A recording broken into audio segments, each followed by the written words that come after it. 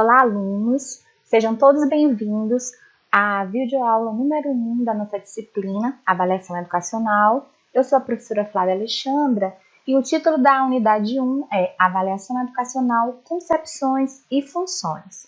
Bom, para nós discutirmos as concepções de avaliação educacional, é necessário que passemos por 3 aspectos fundamentais para entender essas concepções e a relação com as funções da avaliação.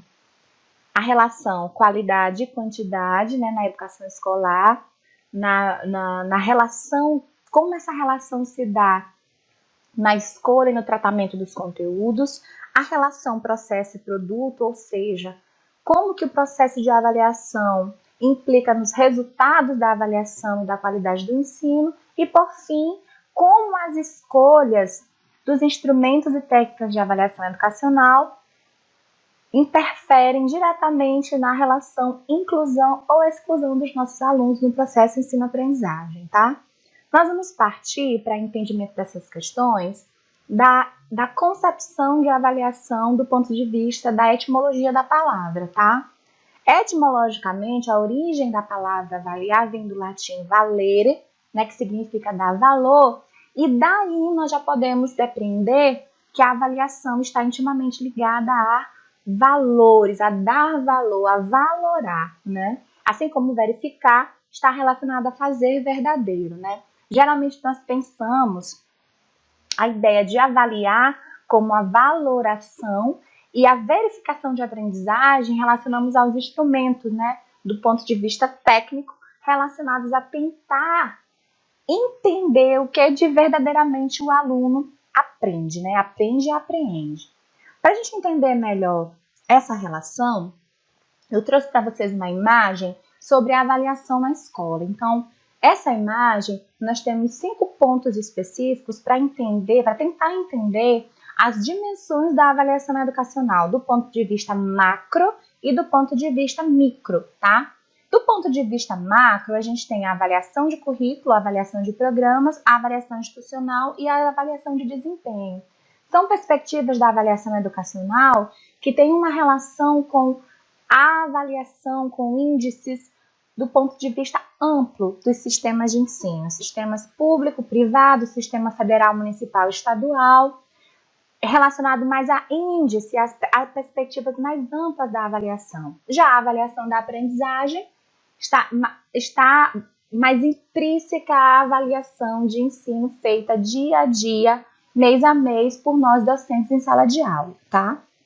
Então, a avaliação de currículo diz respeito à avaliação das propostas pedagógicas, dos projetos político-pedagógicos, das escolas e também dos sistemas de ensino, os PPCs, dos cursos, os projetos de curso e também até os planos de ensino, os planos de unidade que nós fazemos para avaliar como que esse currículo está posto ali naqueles instrumentos de avaliação macro, nos projetos, nas propostas de ensino, nos planos de ensino mais amplos.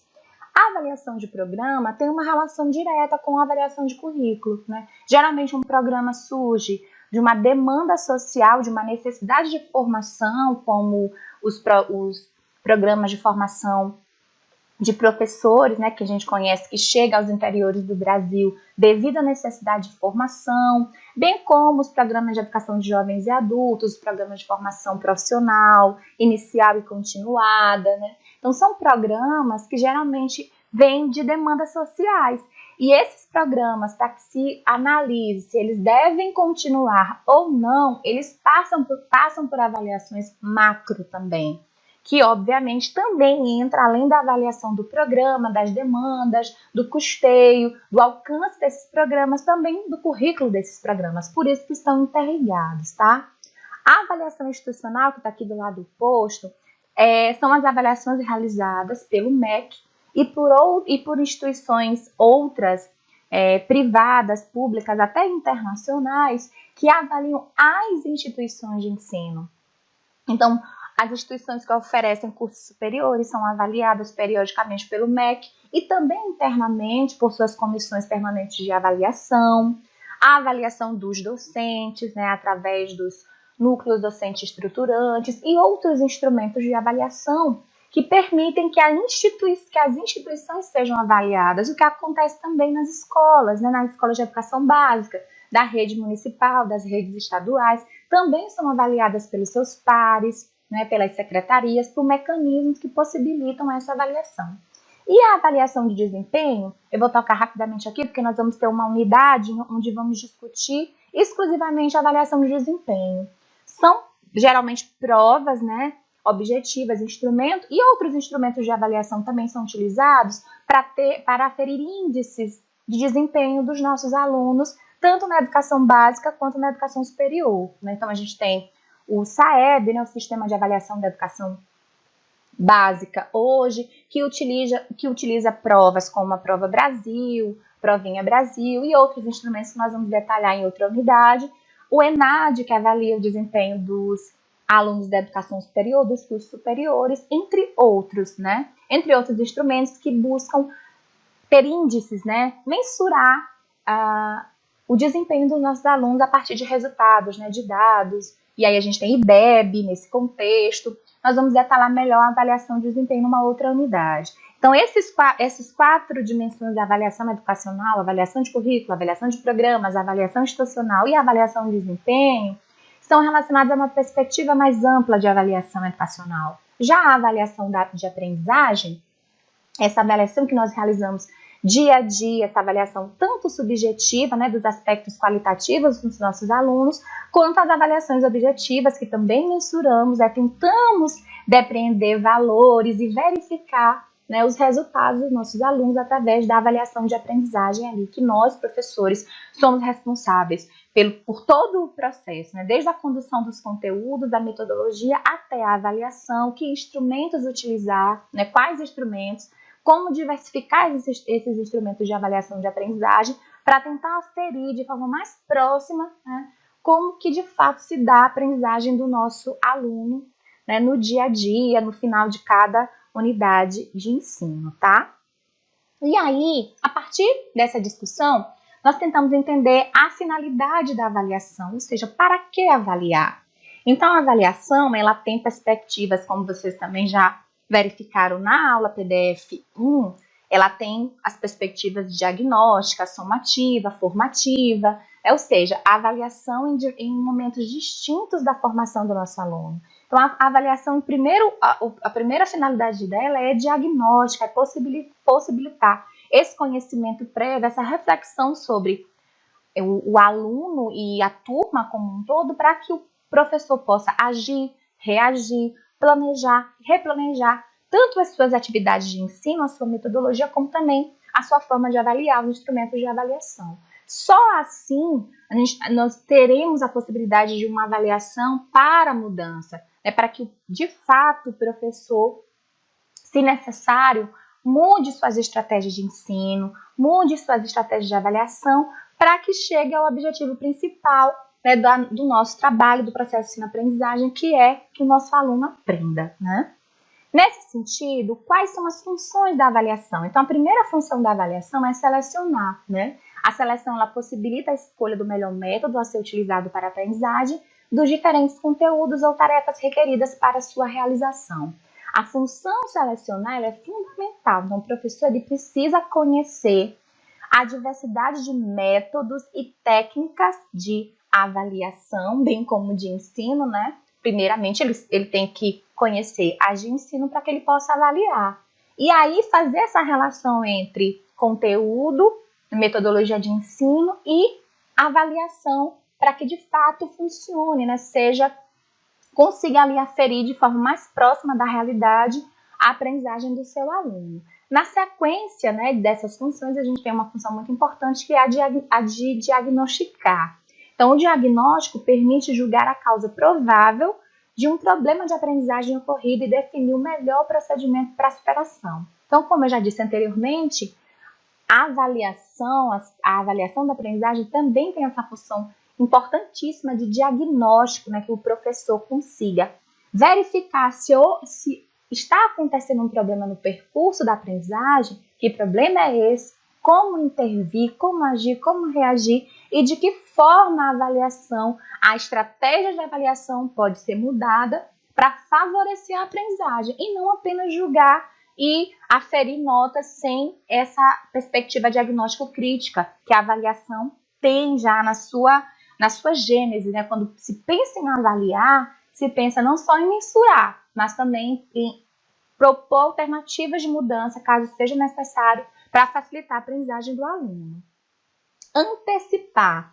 Terceira função fundamental da avaliação, né? A avaliação antecipatória, ela possibilita orientar para uma certa direção ou meta buscada, ou seja, define as regras do jogo, dá as coordenadas, antecipa problemas, fornece parâmetros para uma boa relação de algo que se deseja alcançar. A função antecipatória da avaliação está intimamente ligada à diagnóstica e assim como a de orientação, né? São estratégias, facetas da avaliação que estão intimamente ligadas, relacionadas e sempre, né, sempre ligadas à fundamental do processo ensino-aprendizagem, né, que é que o aluno aprenda de fato. Né? Então, quando eu penso na seleção do conteúdo ali do plano de aula, né, seleção do conteúdo, objetivos, procedimentos de ensino, recursos e avaliação, esses 5 pontos eles precisam estar definidos, intimamente relacionados, um depende do outro. Assim como essas funções, um depende do outro para que você alcance os objetivos de aprendizagem. Quando nós, professores, planejamos e colocamos ali os objetivos da aula, da unidade, né, do curso, ali estão elencados objetivos de ensino, objetivos procedimentais e objetivos de avaliação também. Eles estão ali postos, né? Então, por isso que essas relações sempre estão ligadas, essas funções também, e pelo objetivo fundamental, que é que o aluno aprenda, né? Que o processo de ensino-aprendizagem é que o aluno aprenda, tá? Então, a função de orientar significa direcionar, nortear, ajustar-se ou voltar-se para uma certa direção. Na avaliação como orientação, avaliar e intervir ocorre simultaneamente, como eu acabei de dizer, de modo relacional e não causal, né?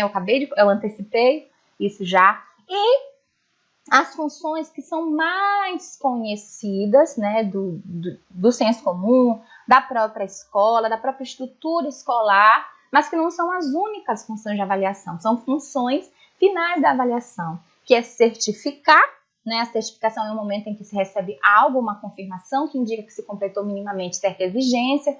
Então, os índices, notas, né, conceitos estão relacionados à função de certificar, não é a única função da avaliação, as funções anteriores são inclusive mais importantes para se chegar à certificação. E a de regular, né? A função de avaliação como regulação é permitir uma avaliação formativa e contínua.